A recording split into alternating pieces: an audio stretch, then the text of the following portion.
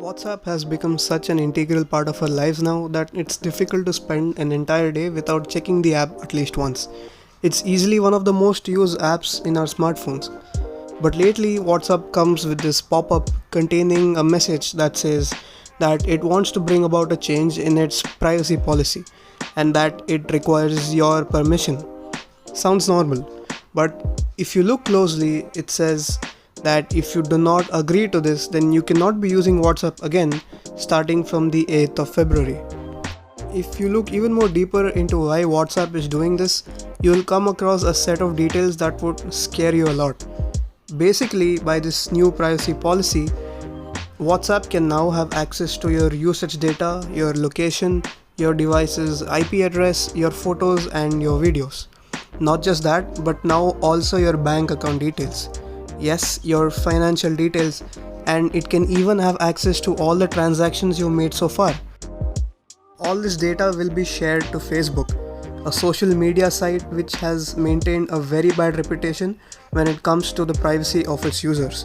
So all of this data of yours will now be with Facebook, which is not at all okay. Then you might ask, why is WhatsApp doing all of this when things were going so normally? For that, let's dive into a bit of history. WhatsApp was bought by Facebook for $19 billion in 2014 because Facebook foresaw WhatsApp's rise in popularity and it had predicted very earlier that WhatsApp is going to be a very big profit for them. And Facebook is a company whose major income comes from advertising. So ad revenue contributes to 98.5% of the entire revenue of Facebook. Yes, 98.5%.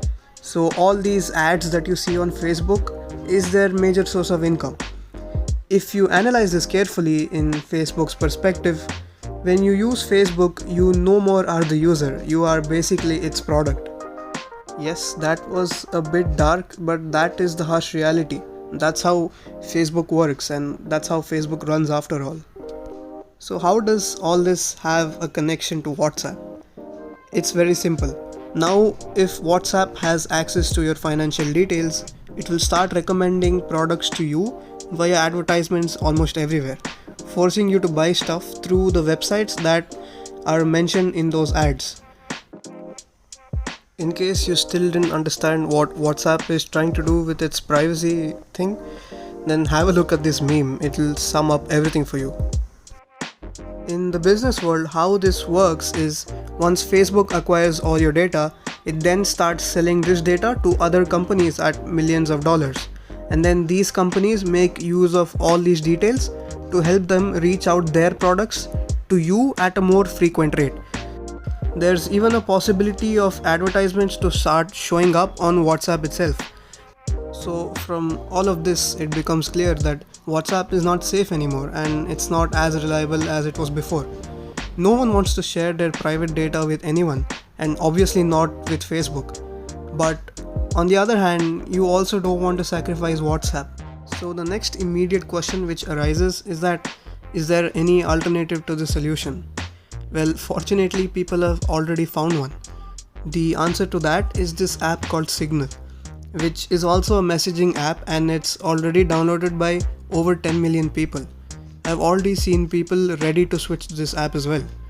All of this started when the richest man on this planet, Elon Musk, gave an indirect hint to switch over to this app called Signal in his Twitter handle. So what is Signal? Signal is a messaging application developed by a company called Signal Foundation. If you download the app, you would straight away notice the similarity it has with WhatsApp when it comes to the design.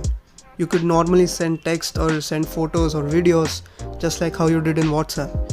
And it is also available for iOS and Android devices as well. But is it reliable and safe? And what data does it collect after all? So for that, here is a comparison of the data that Signal collects versus what WhatsApp collects. If you look at this data carefully, you would come to know that there is a huge difference. Plus, it does not have any in-app advertisements as well. So this app is run by a company which they call a non-profitable organization, which is completely unlike Facebook. So, is it time to say goodbye to WhatsApp? Or are we just over exaggerating a normal issue here? Well, nobody knows that yet. But we gotta act fast as Feb 8th is just a month away from now. And switching to a completely new ecosystem is very tough. So, this is everything that's happening with WhatsApp and in general what's happening in the telecom world. So if you found this video interesting, give this video a like, and more importantly, share this video with everybody you know. Yeah, spread knowledge, and finally, a sub to this channel would be just amazing. Until next time, goodbye.